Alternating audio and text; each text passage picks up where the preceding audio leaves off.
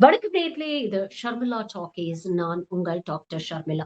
India மிகப்பெரிய ஜனநாயக நாடு, மிக அதிக மக்கள் தொகை கொண்ட நாடு. 146 கோடி மக்கள் நம்ம நாட்டுல இருக்கிறாங்க. In fact younger generation demographic dividend அப்படின்னு சொல்லக்கூடிய இளைஞர்கள் தான் இந்தியாவுல அதிகம். ஆனா அப்படிப்பட்ட ஒரு நாடாக இருக்கக்கூடிய இந்தியாவுல எஜுகேஷன் எந்த அளவுக்கு மோசமா இருக்கு அப்படிங்கறத தான் இன்னைக்கு நாம இந்த காணொளியில பார்க்க போறோம். போன வாரம் டெல்லியில நடந்த ஏஐ சம்மிட்ல கல்கோட்டியா யூனிவர்சிட்டி மூலமாக உலக அளவில் எவ்வளவு பெரிய ஒரு தலைகுனிவு இந்தியாவுக்கு ஏற்பட்டது அப்படிங்கிறது உங்க எல்லாருக்குமே தெரியும். சைனால தயாரிக்கப்பட்ட ஒரு ரோபோவை நாங்களே கிட்டத்தட்ட 350 கோடி செலவு பண்ணி ரிசர்ச் பண்ணி தயாரிச்சோம் அப்படின்னு பொய் சொல்லி அந்த பொய்னால அவங்க மாட்டிக்கிட்டு சோசியல் மீடியால நியூஸ்ல எல்லாம் அசிங்கப்பட்டு கேவலப்பட்டு கடைசியில ஒன்றிய அரசு வேற வழியே இல்லாம எந்த மோடி சிறந்த பிரைவேட் யூனிவர்சிட்டின்னு கல்கோட்டா யூனிவர்சிட்டிக்கு அவார்டு கொடுத்தாரோ அதே ஒன்றிய அரசு நீங்க தயவு செஞ்சு இந்த சம்மிட்டை விட்டு வெளியேறுங்க அப்படின்னு சொல்லி அவங்க மீது நடவடிக்கை எடுத்து கடைசியில வேற வழியே இல்லாம கல்கோட்டியா யூனிவர்சிட்டி மன்னிப்பும் கேட்டாங்க. இது வெறும் ஒரு சிங்கிள் இன்சிடென்ட் அப்படின்னு நாம கடந்து போயிட முடியாது. இன்னைக்கு எஜுகேஷன் சிஸ்டம் இந்தியாவுல எந்த அளவுக்கு மோசமா இருக்கு அப்படிங்கறத சில தரவுகள் மூலமாக உங்க முன்னால வைக்க போறேன். இது எல்லாமே அரசாங்கத்திடம் இருந்து வாங்கப்பட்ட தகவல்கள். அரசாங்க வெப்சைட்ஸ்ல நீங்க போய் பாத்தீங்கன்னா இந்த தரவுகள் உங்களுக்கு கிடைக்கும். இந்த தரவுகள் மூலமாக இந்தியாவுடைய எஜுகேஷன் சிஸ்டம் கடந்த 10 ஆண்டு மோடி ஆட்சியில எந்த அளவுக்கு மோசமா இருக்குது அப்படிங்கறத நீங்களே முடிவு பண்ணிக்கங்க. ஃபர்ஸ்ட் அண்ட் ஃபார்மோஸ்ட் நம்ம எல்லாருக்கும் ஹெட்லைன்ஸ் ரொம்ப பிடிக்கும். இந்தியா ஒரு சூப்பர் பவரா மாறிடுச்சு, ஒரு குளோபல் நாலேஜ் லீடரா நம்ம மாறிட்டோம், ஏஐ சூப்பர் பவரா இருக்கும், விக்சித் பாரத் அடைஞ்சிட்டோம் அப்படிங்கிற ஹெட்லைன்ஸ் எல்லாருக்குமே ரொம்ப பிடிச்சிருக்கு. ஆனா அந்த ஹெட்லைன்ஸ்க்கு பின்னால இருக்கக்கூடிய உண்மை என்ன தெரியுமா? யூனிவர்சிட்டி கிராண்ட்ஸ் கமிஷன் கிட்டத்தட்ட 32 ஃபேக் யூனிவர்சிட்டிஸ் ஐடென்டிஃபை பண்ணியிருக்கிறாங்க அக்ராஸ் 12 ஸ்டேட்ஸ் இன் இந்தியா. 12 மாநிலங்கள்ல கிட்டத்தட்ட 32 ஃபேக் யூனிவர்சிட்டிஸ். இதுல உச்சபட்ச வேடிக்கை என்னன்னா 10க்கும் மேற்பட்ட இந்த ஃபேக் யூனிவர்சிட்டிஸ் டெல்லி நேஷனல் கேபிட்டல்ல இருக்கு. இது கடந்த 2 ஆண்டுகளுக்கு முன்னால வெறும் 20 ஃபேக் யூனிவர்சிட்டிஸா இருந்தது. In matter of just 2 years இது கிட்டத்தட்ட டபுள் மடங்கு ஆயிருக்கு. 20ஆக இருந்தது 32ஆக உயர்ந்திருக்கிறது அப்படிங்கறத நம்ம பார்க்க முடியுது. சோ நியாயமா யுஜிசி என்ன பண்ணிருக்கணும்? கடுமையான நடவடிக்கை எடுத்துக்கணுமா இல்லையா? ஆனா நடவடிக்கை எடுக்கிறதுக்கு பதிலா ஸ்டூடெண்ட்ஸுக்கும் பேரண்ட்ஸ்க்கும் வார்னிங் கொடுக்குறாங்க. தயவு செஞ்சு கேர்ஃபுல்லா இருங்கப்பா. இந்த மாதிரி போலி யூனிவர்சிட்டிஸ் எல்லாம் அட்மிஷன் எடுக்கிறதுக்கு முன்னால 1க்கு 2 தடவை செக் பண்ணிக்கங்க அப்படின்னு வெறும் வார்னிங்கோட நிப்பாட்டி இருக்கிறாங்க அப்படிங்கிறதுதான் உச்சபட்ச கேவலம். இது மட்டும் இல்ல, கவர்மெண்ட் ஸ்கூல்ஸ் உடைய நிலைமையை நினைச்சா உண்மையிலேயே ரொம்ப பரிதாபமா இருக்கு. ஏன்னா மினிஸ்ட்ரி ஆஃப் எஜுகேஷன் லோக்சபால கொடுத்த தரவுகள் பாருங்க. கடந்த 10 ஆண்டுகள்ல மட்டும் இந்தியாவுல 93,779 93,779 ஸ்கூல்ஸ் அவங்க மூடி இருக்கிறாங்க. இது நான் சொல்றது அரசாங்க பள்ளிகள் மட்டும். அதாவது ஒரு நாளைக்கு இந்தியாவுல 25 அரசு பள்ளிகள் மூடப்படுகிறது அப்படிங்கிற ஒரு தரவை லோக்சபால ஒன்றிய அரசாங்கம் கொடுத்திருக்கிறாங்க. அது மட்டும் இல்ல, இது போன்ற க்ளோஷர்ஸ் எந்தெந்த மாநிலங்கள்ல அதிகமா இருக்கு அப்படிங்கறதையும் பாருங்க. அதாவது நீங்க பாத்தீங்கன்னா கடந்த 10 வருஷத்துல, அதாவது 2015-16ல 15.22 லட்சம் ஸ்கூல்ஸ் இருந்த இடத்துல இன்னைக்கு கிட்டத்தட்ட 3.35% குறைந்து வெறும் 14.71 லட்சம் பள்ளிகள் தான், அரசு பள்ளிகள் தான் இயங்கிக்கிட்டு இருக்கு அப்படின்னு சொல்றாங்க. அது மட்டும் இல்ல, இன்னொரு முக்கியமான விஷயம் என்ன சொல்றாங்கன்னா, ஒரு பக்கம் நம்பர் ஆஃப் ஸ்கூல்ஸ் குறைஞ்சுகிட்டு இருக்கும்போது இன்னொரு பக்கம் நம்மளுடைய பாப்புலேஷன் அதிகரிச்சுக்கிட்டு இருக்கு. அதாவது 2015-16ல 130 கோடியா இருந்த நாம 2024-25ல 146 கோடியாக இருக்கும். அதாவது கிட்டத்தட்ட 11% நம்மளுடைய பாப்புலேஷன் இன்க்ரீஸ் ஆயிருக்கு. ஆனா ஸ்கூல்களுடைய எண்ணிக்கை 3% குறைந்திருக்கிறது. அது மட்டும் இல்ல, ஸ்கூல்ல சேரக்கூடிய பசங்களுடைய எண்ணிக்கை கிட்டத்தட்ட 2.5 கோடி குறைஞ்சு, அதாவது 8% குறைஞ்சிருக்கு அப்படிங்கிறாங்க. அதாவது சுருக்கமா சொல்லணும்னா கடந்த 10 வருஷத்துல பாப்புலேஷன் 11% இன்க்ரீஸ் ஆயிருக்கு. ஆனா ஸ்கூல்கள் கிட்டத்தட்ட 3% மூடப்பட்டிருக்கு. ஒரு பக்கம் பாப்புலேஷன் இன்க்ரீஸ் ஆகுதுன்னா நிறைய குழந்தைகள் பிறக்குறாங்க. அந்த குழந்தைகளுக்கு அந்த பள்ளிக்கு போற பருவம் வரும்போது அவங்க போய் ஸ்கூல்ல ஜாயின் பண்ணணும் இல்லையா? ஆனா அந்த எண்ணிக்கையும் குறைஞ்சிருக்குது. அதாவது குழந்தைங்க நிறைய பேர் பிறக்குறாங்க. ஆனா எல்லாரும் பள்ளிக்கூடத்துக்கு போறதில்ல. சுருக்கமா இந்த டேட்டாவை வச்சு ஒரே வரியில சொல்லணும்னா 5ல் 1 பங்கு குழந்தைகள் பள்ளிக்கூடத்துக்கே போக மாட்டேங்கிறாங்க. இந்தியாவுல 100 குழந்தைங்க பிறக்குறாங்கன்னா அதுல 20 குழந்தைகள் பள்ளிக்கூடம் போக மாட்டேங்கிறாங்க அப்படிங்கிறதுதான் இங்க இருக்கக்கூடிய உண்மை. இதை விட பயம் தரக்கூடிய இன்னொரு விஷயத்த சொல்றேன். ஒரு பக்கம் அரசு பள்ளிகளை மூடிட்டு இருக்கிறாங்கன்னா, இன்னொரு பக்கம் பிரைவேட் ஸ்கூல்ஸோட எண்ணிக்கை கிட்டத்தட்ட 14% அதிகரித்திருக்கிறது அப்படிங்கிற ஒரு உண்மையும் சொல்றாங்க. அப்போ இன் எசன்ஸ் நீங்க பாத்தீங்கன்னா, ஒரு பக்கம் அரசு பள்ளிகளை மூடிட்டு இருக்கிறாங்க. அதனால ஏழை எளிய மக்களுக்கான ஆக்சஸ் டு எஜுகேஷன் கட் ஆயிடுது. அவங்களுக்கு பள்ளிக்கூடத்துக்கு போறதுக்கான வாய்ப்புகள் மறுக்கப்படுது.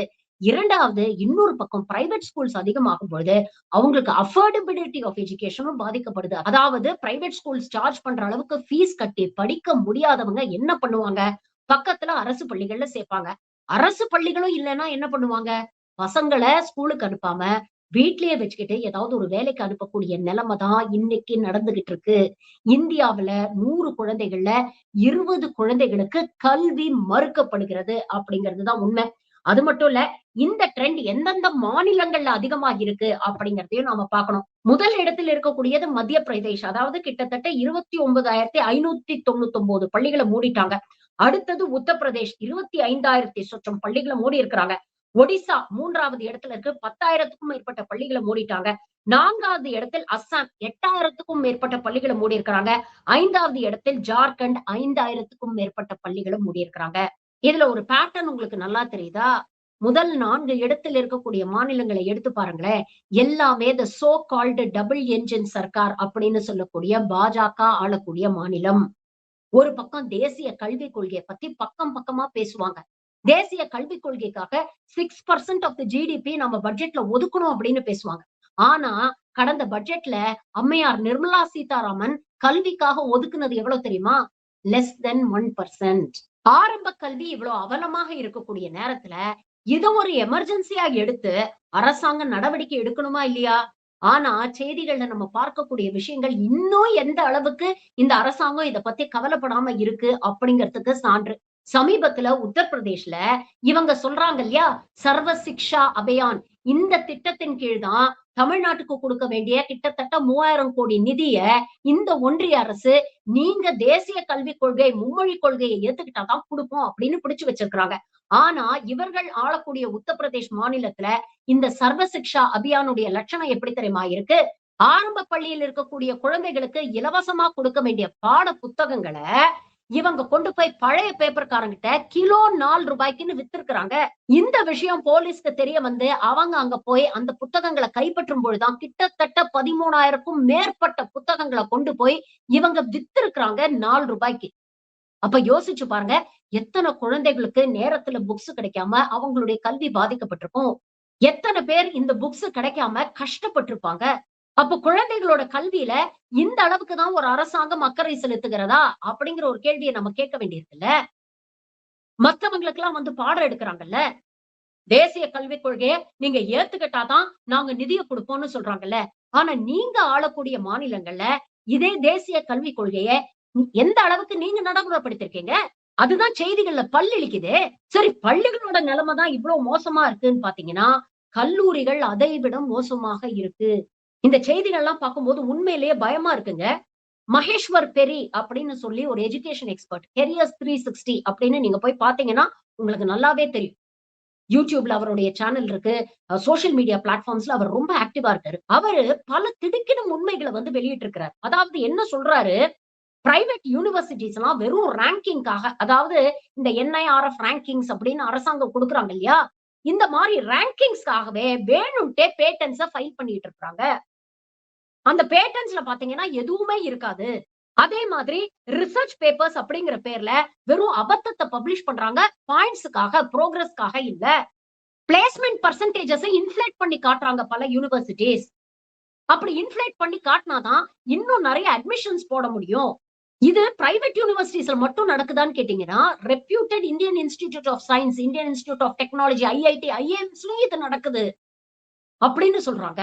அது மட்டும் இல்ல பாருங்க, இன்டர்ன்ஷிப் ஃப்ராட்.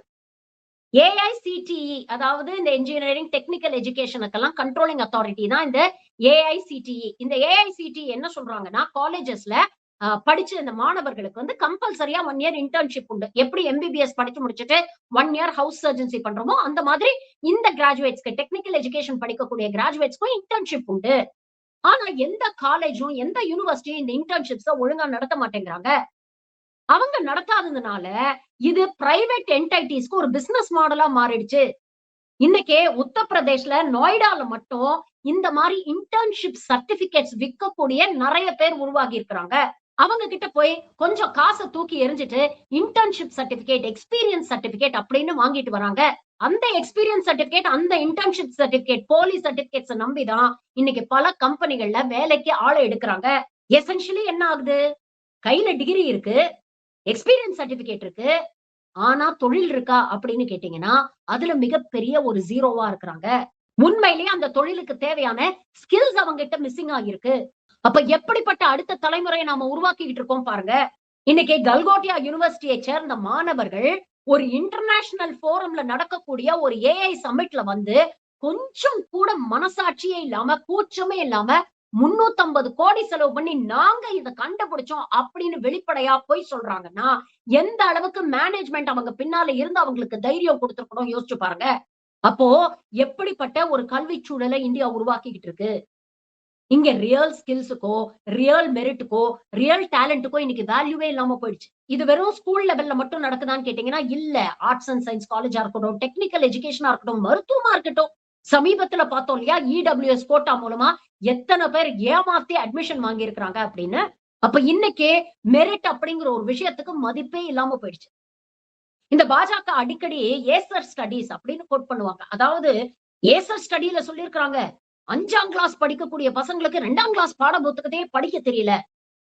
ஆமாங்க, 2ஆம் கிளாஸ் பாட புத்தகத்தையே படிக்க தெரியல அந்த குழந்தைங்களுக்கு.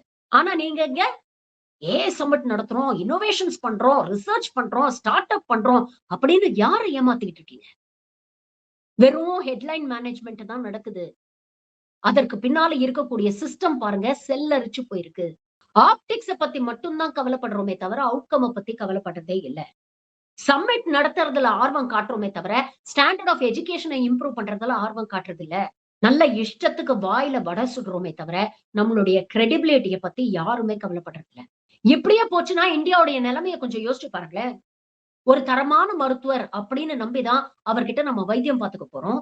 ஒரு தரமான என்ஜினியர் அப்படின்னு நினைச்சுதான் அவங்கள வந்து பில்டிங் கட்ட கூப்பிடுறோம், பாலங்கள் கட்ட கூப்பிடுறோம். ஒரு தரமான வக்கீல் அப்படின்னு நினைச்சுதான் நம்மளுடைய எதிர்காலத்தை, நம்மளுடைய பிரச்சனைகளை அவங்க கிட்ட சொல்லி அது மூலமா தீர்வு கிடைக்குமான்னு பாக்குறோம். ஒரு தரமான ஆசிரியர் அப்படின்னு நம்பிதான் நம்ம பிள்ளைங்களை படிக்க அனுப்புறோம். ஆனா இப்படி எதுலயுமே தரம் இல்லைன்னா எப்படிப்பட்ட அடுத்த தலைமுறையை நம்ம உருவாக்குறோம்? அடுத்த தலைமுறை ப்ரொடக்டிவா இருக்க வேண்டாமா? 100 பிள்ளைங்கள்ல 20 பிள்ளைங்க பள்ளிக்கூடத்துக்கே போக மாட்டேங்குது. அந்த பிள்ளைங்களோட எதிர்காலம் யோசிச்சு பாருங்க. எப்படிப்பட்ட வேலைக்கு போவாங்க? எவனாவது ஒருத்தன் 10 ரூபா தரேன், 20 ரூபா தரேன், வா இங்க வந்து கோஷம் போட்டுட்டு போனா ஒரு காவி துண்டை மாட்டிக்கிட்டு கையில கத்தியோ கபடாவோ எடுத்துக்கிட்டு ஊர்வலம் போயிட்டு இருப்பாங்க. அப்படிப்பட்ட தலைமுறை தான் நமக்கு தேவையா? எந்த அரசு கல்விக்கு முக்கியத்துவம் கொடுக்க மாட்டேங்குதோ, எந்த அரசு அடுத்த தலைமுறையோட எதிர்காலத்தை பத்தி கவலைப்பட மாட்டேங்குதோ அது மிகவும் ஆபத்தான ஒரு அரசு. இன்னைக்கு கிட்டத்தட்ட ஒரு டீமோகிராபிக் டிவிடெண்ட் அப்படிங்கறத தாண்டி ஒரு டீமோகிராபிக் கெட்டாஸ்ட்ரோபி அதை நோக்கிதான் நம்ம போயிட்டு இருக்கோம். எத்தனையோ பிள்ளைங்களுக்கு படிக்கணுங்கிற ஆர்வம் இருக்கு, சாதிக்கணுங்கிற ஆசை இருக்கு, கனவுகள் இருக்கு. இந்த கனவுகளுக்கெல்லாம் ஒரு பாலத்தை அமைச்சு கொடுக்கறது தான் ஒரு அரசாங்கத்துடைய கடமை. அதை செய்யுதா ஒன்றிய அரசு? தமிழ்நாடு அரசு செய்யுது. பள்ளிக்கூடத்துக்கு வாங்க, உங்களுக்காக காலை உணவு திட்டம். பசியோட வர வேண்டாம், வந்து வயறார சாப்பிட்டுட்டு படிங்க.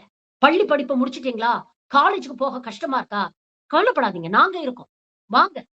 பெண்கள்னா புதுமை பெண் 1000 ரூபாய் தரும். ஆண்கள்னா நான் முதல்வன், வாங்க 1000 ரூபாய் தரும், படிங்க. படிச்சுட்டு வேலைக்கு போகணுமா, அதற்கு உங்க திறனை நீங்க மேம்படுத்திக்கணுமா, நான் முதல்வன் ஒரு திட்டம் போடுவோம். உங்க திறமையை மேம்படுத்தும். அது மூலமாக போட்டித் தேர்வுகளுக்கு போங்க. யூபிஎஸ்சி எக்ஸாம்ல மட்டும் 57க்கும் மேற்பட்ட குழந்தைகள் தேர்வு பெற்றிருக்காங்க. ஜேஇஇ மெயின்ஸ்ல கிட்டத்தட்ட 448 குழந்தைகள். அரசு வேலை வாய்ப்புகள்ல இன்னைக்கு நம்ம மாணவர்கள் சிறந்து விளங்குறாங்க. ரிசர்ச்சுக்கு ஹெல்ப் பண்ணு. கல்வியில் சிறந்த தமிழ்நாடு அப்படிங்கிற ஒரு நிகழ்ச்சி சமீபத்துல நடந்து எத்தனை குழந்தைகள் மேடையில ஏறி சொன்னாங்க. எங்களோட ரிசர்ச்சுக்கு அரசாங்கம் துணை நின்றது. அதே மாதிரி all work and no play makes Jack a dull பாய்னு சொல்லுவோம். விளையாட்டுத்துறைக்கும் முக்கியத்துவம் கொடுக்கக்கூடிய ஒரு அரசாக இந்த அரசு இருக்கு. அதனாலதானே எங்கேயோ ஒரு மூலையில இருக்கக்கூடிய குழந்தைங்க எல்லாம் இன்னைக்கு வேர்ல்டு சாம்பியன்ஸா நம்ம முன்னால தணல் நிமிர்ந்து நிக்கிறாங்க. ஒரு அரசு அடுத்த தலைமுறையை எப்படி அணுகுகிறது அப்படிங்கறத பார்த்து ஓட்டு போடுங்க. ஏன்னா ஒரு ப்ரொடக்டிவான அடுத்த தலைமுறை தான் நமக்கு வேணும். ரியல் லைஃப் ஹீரோஸ நம்பி ரீல்ஸ் போடக்கூடிய அடுத்த தலைமுறை நமக்கு வேணுமா? இல்ல ரிசர்ச் எல்லாம் பண்ணி குளோபல் லெவல்ல தமிழ்நாட்டுடைய பெருமையை தூக்கி நிறுத்தக்கூடிய தலைமுறை நமக்கு வேணும். சிந்திச்சு பாருங்க. நன்றி.